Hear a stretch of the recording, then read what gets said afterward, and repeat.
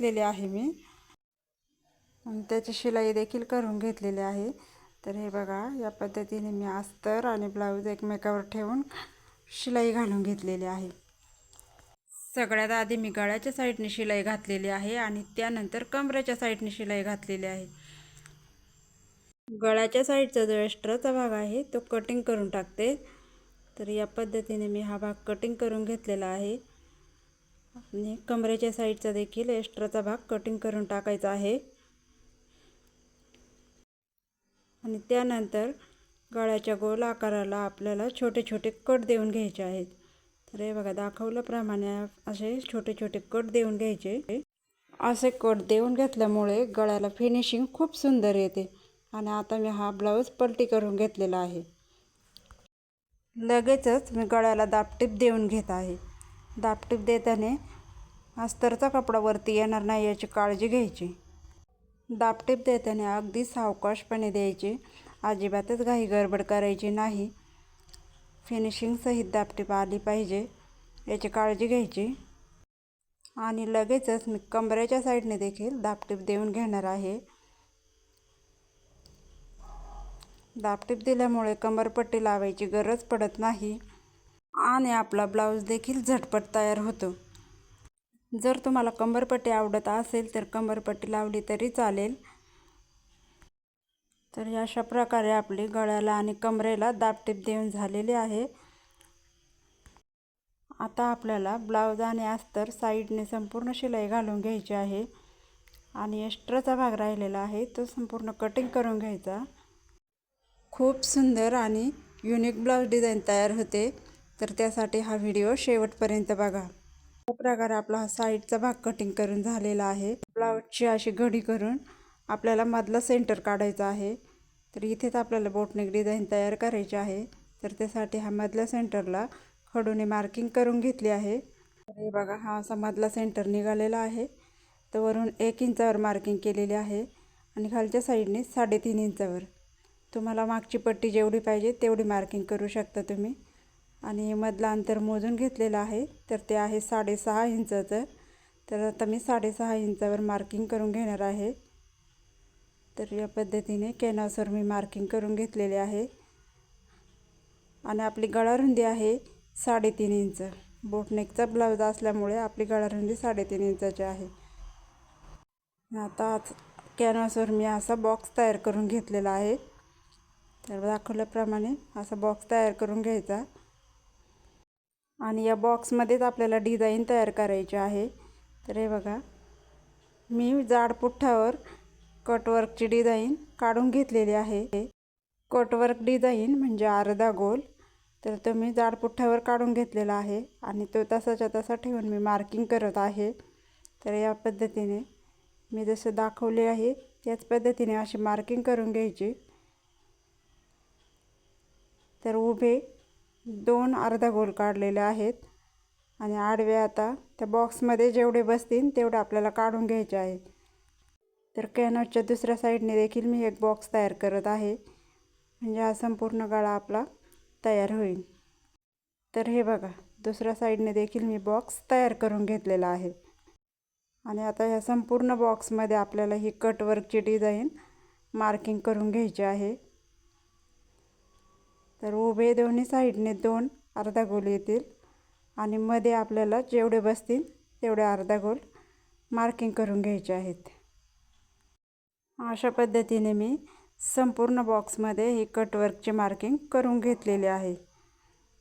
तर दाखवल्याप्रमाणे अशी कटवर्कची मार्किंग करून घ्यायची आणि कॅनव्हासची घडी करून हा मधला सेंटर आहे तिथून खाली कटवर्कची मार्किंगपर्यंत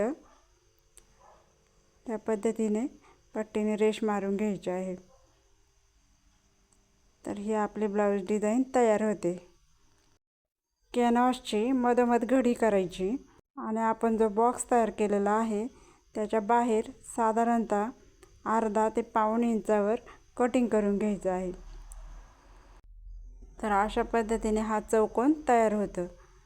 तर हे बघा, साईडने अर्धा पाऊण इंचावर मार्किंग सोडून आपण हा बॉक्सच्या बाहेरून कटिंग करून घेतलेली आहे।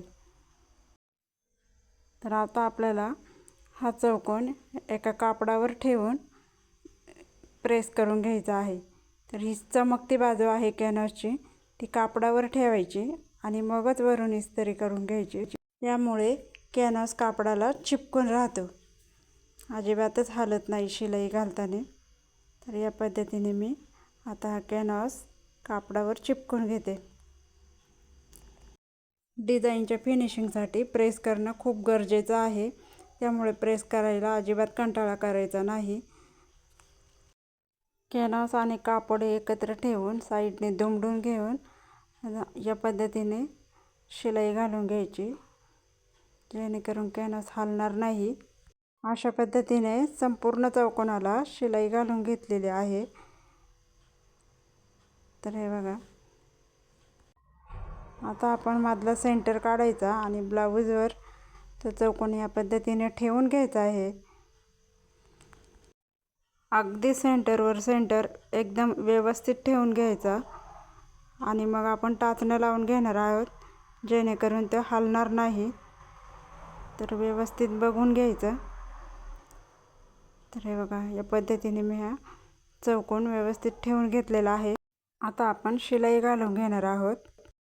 तर जशी आपण मार्किंग केलेली आहे त्या मार्किंगवरूनच शिलाई आली पाहिजे। तर शिलाई घालताना व्यवस्थित काळजीपूर्वक शिलाई घालायची। शिलाई घालताना थोडी जरी इकडे तिकडे झाली तरी आपल्या डिझाईनचा शेप बिघडू शकतो, त्यामुळे शिलाई घालताना काळजीपूर्वक आणि सावकाशपणे घालायची। मैत्रिणींनो, तुम्हाला जर माझा व्हिडिओ आवडला असेल तर एक लाईक करा, शेअर करा आणि सबस्क्राईब करायला विसरू नका। अशा पद्धतीने मी ही शिलाई घालून घेतलेली आहे। तर हे बघा, किती सावकाशपणे घातलेले आहे। कटवर्कचा ब्लाऊज असल्यामुळे खूपच काळजी घ्यावी लागते शिलाई घालताना। तर या पद्धतीने असे फिरून फिरून शिलाई घालायची। तर या पद्धतीने संपूर्ण गळ्याला शिलाई घालून झालेली आहे। तर हे बघा, आता आपल्याला मधला भाग कट करून टाकायचा आहे। तर दाखवल्याप्रमाणे असं आधी कट द्यायचा। तर सगळ्यात आधी असा मध्ये कट देऊन घ्यायचा आणि नंतर जशी आपण शिलाई घातलेली आहे त्याच्या अगदी कडेकडेने कट करून घ्यायचा आहे। तर हे बघा, दाखवल्याप्रमाणे सावकाश कट करून घ्यायचा। शिलाईवर कात्री जाणार नाही याची काळजी घ्यायची।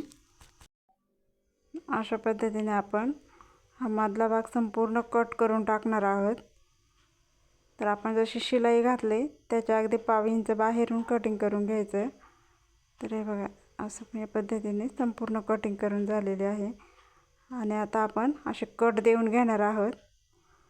असे कट दिल्याच्या नंतर आपण जो कटवर्कचा शेप दिलेला आहे तर तो प्रॉपर दिसला जातो, यासाठी हे कट देऊन घ्यायचे आहे। आणि आता आपण पलटी करून घेणार आहोत। तर अगोदर हाताने हे कटवर्कची डिझाईन वरती काढून घ्यायची आणि त्याच्यानंतर आपण पट्टीचा वापर करणार आहोत।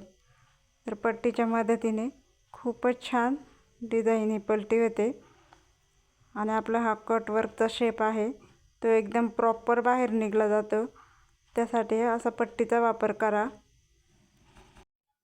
मी अशा कटवर्कच्या डिझाईनला नेहमी पट्टीचाच वापर करते। तर हे बघा, हा शेप प्रॉपर निघला जातो। मैत्रिणींनो, तुम्हाला जर माझा व्हिडिओ आवडला असेल तर कमेंट करून नक्की सांगा बरं का। तर हे बघा, हा आपला संपूर्ण गळा आता पलटी करून झालेला आहे। गळा पलटी करून झाल्याच्या नंतर परत एकदा आपण प्रेस करून घेणार आहोत, जेणेकरून डिझाईनची फिनिशिंग व्यवस्थित येईल, यासाठी आपण परत एकदा प्रेस करायचा आहे। आणि आता मी लेस टाकून घेते। तर आपल्या आवडीनुसार लेस टाकून घ्यायची आणि शक्यतो या डिझाईनला नाजूकच लेस वापरायची, खूप अशी ब्रॉड लेस नाही वापरायची। कटवर्कच्या डिझाईनला पण ती लेस वळली पाहिजे, यासाठी नाजूक लेसचा वापर करायचा। तर मी इथं छोटीशी डायमंडची लेस वापरलेली आहे। तर या गळ्याला खूपच सुंदर दिसते ही लेस आणि कटवर्कला जसा आपण आकार देऊ तशी ही लेस वळते देखील। तर हे बघा, अशा पद्धतीने मी ही संपूर्ण गळ्याला ही लेस लावून घेतलेली आहे। खूपच सुंदर गळा तयार झालेला आहे, तुम्ही बघू शकता। एकदम युनिक डिझाईन आहे। सध्या बोटनेकच्या डिझाईन खूपच ट्रेंडिंगला असल्यामुळे सर्रास कस्टमर बोटनेक डिझाईनच शिवायला सांगतात। तर तुम्ही एकदा ही डिझाईन नक्की ट्राय करून बघा। खूप छान लुक देते ही ब्लाऊज डिझाईन आणि हा आपला ब्लाऊजचा फायनल लुक तयार झालेला आहे। तर हे बघा, व्हिडिओ संपूर्ण बघितल्याबद्दल धन्यवाद।